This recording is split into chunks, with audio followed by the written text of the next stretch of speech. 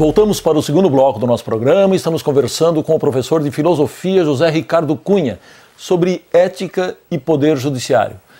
Professor, o senhor tem defendido que a ética diz respeito ao humano, então eu gostaria de saber que relação que existe aí entre ética e humanidade. Então, Vanderlei, no bloco anterior você me fez uma questão onde eu te respondi dizendo o seguinte: olha, não basta que a eficiência seja puramente técnica, a eficiência tem que levar em consideração a garantia de um direito de um jurisdicionado, de um trabalhador, de uma pessoa. Ou seja, para mim a eficiência precisa ser também ética. Por que eu falo que a eficiência tem que ser ética? Exatamente por isso.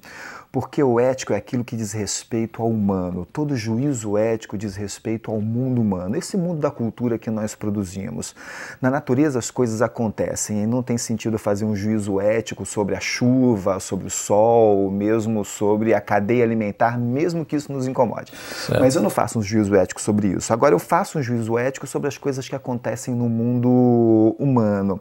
Ou seja, a ética é exatamente daquelas coisas que nos permitem humanizar o nosso próprio mundo. O meu pressuposto é o seguinte: nós não nascemos naturalmente humanos, nós nos fazemos e nos tornamos humanos. A humanidade é uma conquista. E para que essa humanidade seja conquistada por todos nós, a ética se coloca como uma ferramenta, um instrumento fundamental. Quanto mais éticos nós somos, mais humanos nós nos tornamos. Quanto menos éticos nós somos, menos humanos nós nos tornamos. Esse conceito, então, naturalmente se aplica também ao poder judiciário e aos demais poderes e a toda a atividade humana. Se aplica toda atividade onde o ser humano esteja presente, ou seja, ser mais ético não é simplesmente respeitar um código ou um conjunto de regras e regulamentos. As pessoas normalmente aludem à ética como se a ética fosse isso, o respeito às normas. O respeito às normas é importante como dimensão jurídica e como dimensão moral, mas a ética significa você se implicar com o humano que existe em todos os processos institucionais e, nesse sentido, humanizar as instituições. Humanizar o poder judiciário é, aí sim, torná-lo mais ético. E a ética é importante exatamente para isso. Muito bem, professor. Os gregos aí diziam que somos humanos não só por conta do logos, a razão, mas também por conta do pathos, ou seja, a paixão. No entanto, parece que ao longo do tempo o logos deu jeito de crescer mais que o pathos. Qual a consequência disso, professor, para a sociedade? Eu acho que você está corretíssimo. Se eu digo que a ética é da ordem do humano, bom, eu preciso entender o humano. E aí você foi lá aos gregos e lembrou, mas os gregos identificam o humano como logos e pathos, alguma coisa mais ligada à razão e alguma coisa mais ligada à emoção. Só que a gente sabe que o logos cresceu mais, né? Logos dá origem à lógica, que é uma coisa boa. Pathos dá origem a patológico, que é doença, é patologia, é afecção.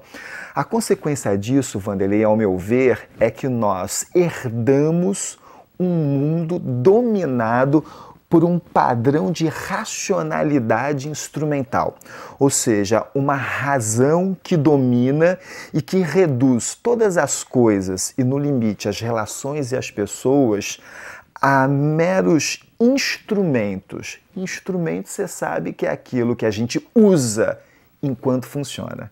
E no momento em que não funciona, se descarta.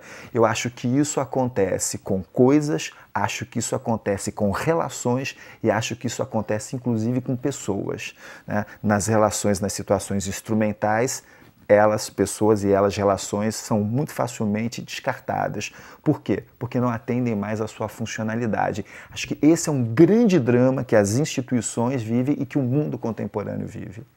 Professor, gostando ou não de metas, o senso comum aponta para que elas sejam mesmo necessárias. Eu gostaria que o senhor avaliasse essa questão de política de metas, de um modo geral, iniciativa privada, setor público, do ponto de vista ético.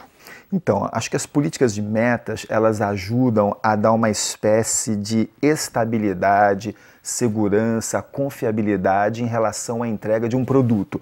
Por exemplo, o Banco Central adota uma política de metas à inflação. O controle da inflação é o produto. Vamos manter a inflação numa meta entre 4% e 5%. Ótimo. Isso é um recado que você passa a todos os consumidores desse produto, aos seus clientes, à sociedade. Isso ajuda na estabilidade da gestão, da administração e no recado que se passa à sociedade na venda do produto. Só que é preciso saber de que produto a gente está falando. Então, quando nós estamos em sede de poder judiciário, o produto em questão é a garantia de direitos, as metas são boas até o momento em que elas nos ajudam a fortalecer o processo dessa garantia de direitos, até o momento que elas nos ajudam a uma prestação jurisdicional que garante o bem da vida. Agora, se a política de metas gerar uma espécie de paranoia que produz uma contradição na prestação jurisdicional, aí ela não serve mais. Te dou um exemplo muito concreto. Se em algum momento alguém arquiva um processo fora de hora, porque o arquivamento daquele processo significa a meta batida em relação àquele número, essa política de metas está conspirando contra a prestação jurisdicional. E, de fato, isso pode acontecer. Arquiva o processo, cumpri ali dei conta de mais um caso, é um número. Mas o caso não acabou, não tem problema, desarquiva na sequência para continuá-lo no ano seguinte, e aí já é uma nova contagem no projeto de metas. Quer dizer, são contradições que podem surgir em função desse tipo de pressão.